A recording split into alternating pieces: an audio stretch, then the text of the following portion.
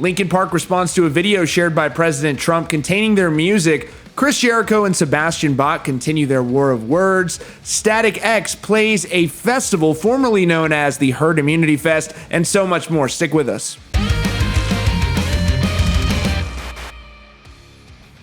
Welcome to Rockfeed. Thanks for joining. If you're one of the 70% who watch this show and don't subscribe, please continue doing so. It only takes 1 second. Ring that bell with notifications on so you get updates about our latest content. Before we get to the Linkin Park news, Sebastian Bach news, the war of words between him and Chris Jericho, first we're going to talk about Static X. They've been in the news lately, feuding with former members, but tonight we're going to talk about how they are back performing live, this time at a festival which was once known a couple months ago as the Herd Immunity Fest. So this show went down over the weekend in Wisconsin. It was the first large-scale, socially distant concert. But even so, if you see pictures, it doesn't look like it was really that well attended. Here's a little bit of Static X playing on the stage.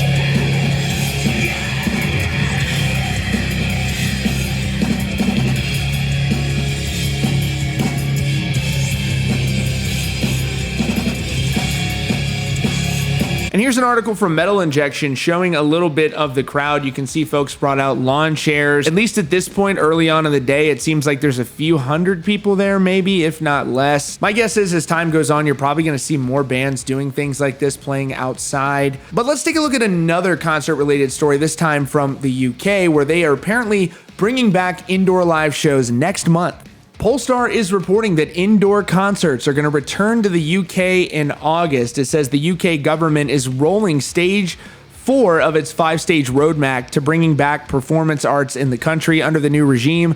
Audiences, performers, and venues are expected to maintain mandated distances at all time. They posted the guidelines on their website.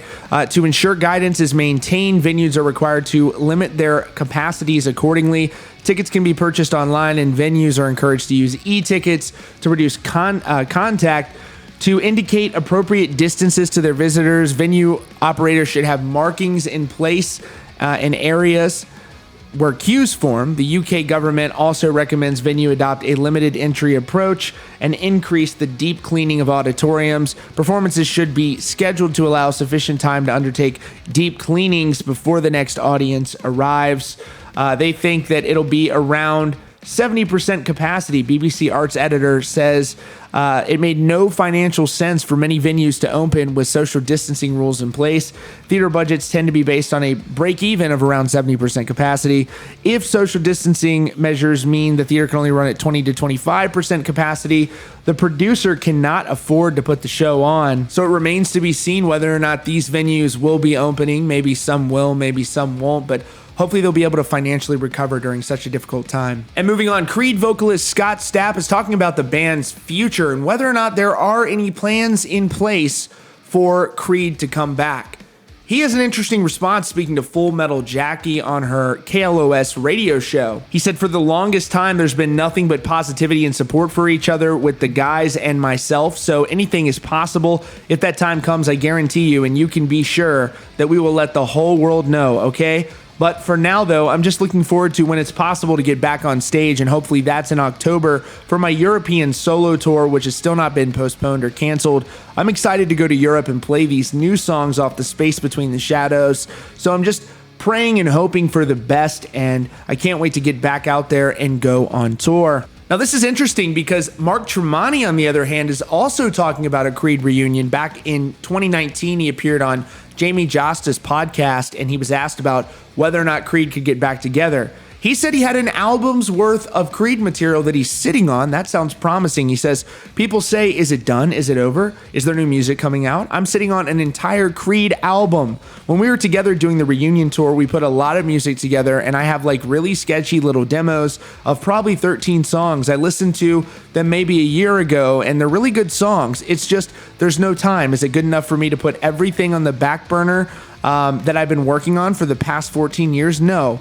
Is it good enough to maybe 10 years from now or 7 years from now, or some big resurgence happens that there's an anniversary where everyone's like, we want to see Creed and the world demands it like they used to? I wouldn't say no. And it is difficult because Mark Tremonti is doing incredibly well with Alter Bridge. I saw them in Europe and there's massive crowds that they're drawing. They're headlining over there. They've got a good global audience that they've built up. And so it would be difficult for him to bring back Creed at least full time when you have another band that has been so good and so sustainable for so long. All right, next up, 3 years ago, the rock world lost one of the greatest singers of a generation.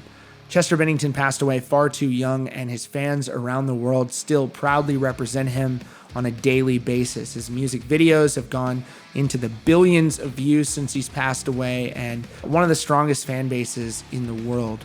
And they deserve that. They deserve that because they wrote good music. They wrote music that spoke to people. It spoke to them at their very core. It meant something to people. It connected to them on a level that, really you just don't see in most other bands. They were cross-collaborating through genres, breaking down barriers, working with artists like Jay-Z. You saw Jay-Z, one of the biggest musicians in the planet, paying tribute to Chester Bennington when he passed away. Linkin Park meant something to a lot of people, and you continue to see that today by him being paid tribute to. So he's dearly missed. I want to talk about something that happened over the weekend involving Linkin Park. Linkin Park's video was used in basically like a hype video for President Trump's campaign. It was shared by the president, shared by people on his staff, and Linkin Park issued a cease and desist, and they DCMA'd the video, meaning it was taken down because they filed a copyright claim with Twitter. The video was basically, again, a hype video, and there was a slow piano playing, and the piano was playing in the end. It was their composition, they wrote it. Regardless of how people feel about it, Linkin Park has the right to do what they want to do with the music that they wrote. They can make claims on it. You can't just put someone else's music in your video and expect this not to happen. This is like the 5th time this has happened, and at some point you would think they're going to get a royalty-free music license. So Linkin Park responded. It says, Linkin Park did not and does not endorse President Trump, nor authorize his organization to use any of our music. A cease and desist has been issued. 400,000 likes on that post. And when you're a band, it's a lose-lose situation here because Linkin Park issues the takedown. Their statement is very fair.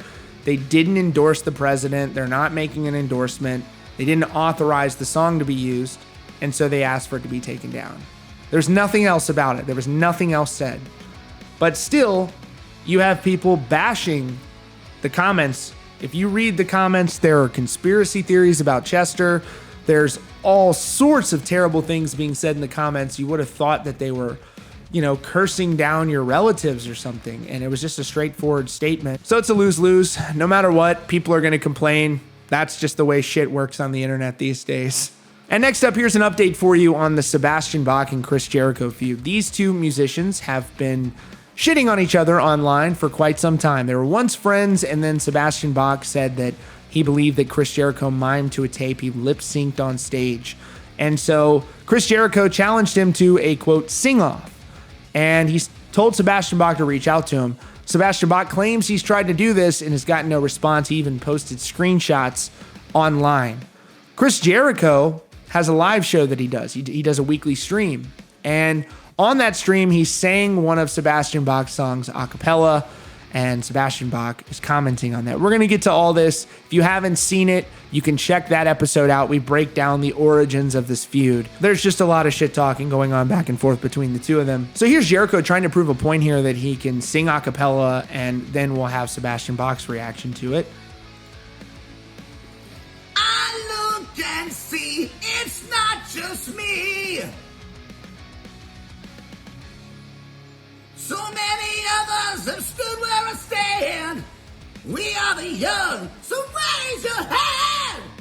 They call us problem child. We spent our lives on trial. We walk an endless mile. We are the youth gone wild. We stand and we won't fall. We're one and one for all. The writing's on the wall. All right, so here is Sebastian Bach's response. He posted this tweet online. Blabbermouth has it. It's since been deleted.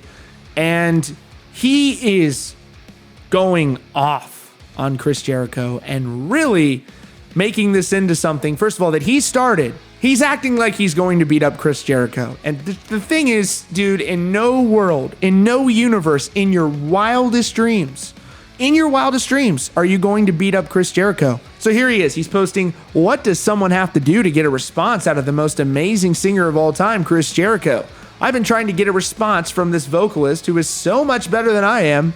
Just ask him, he will tell you. Hey man, do you ever suck? Nice video online. What a complete joke. You are complete talentless. Get your own shit and quit copying mine badly. Your singing sucks. You should stop singing for the benefit of all mankind. Is this still your number, pussy? I accept your challenge to a singing match if you accept my challenge to a whooping your ass match. Believe me, it won't be much of a match unless you like a phone book to stand on something, you pussy. You are such a joke. I can't wait to kick the shit out of you just for fun.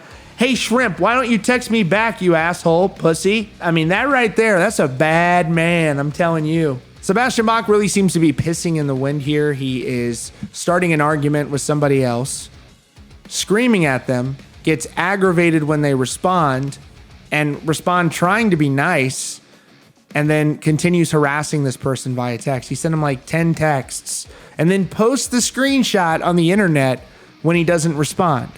Take the hint, dude. Get over it. You don't have to agree with people. You don't have to get along. You don't have to be friends with everybody. Seems salty. I don't know. But anyways, that is all for now. Thanks so much for joining us here today at Rockfeed. If you're new here, be sure to subscribe with notifications on so we don't miss out on breaking news and updates. Thanks again for joining us, and we'll see you all very soon.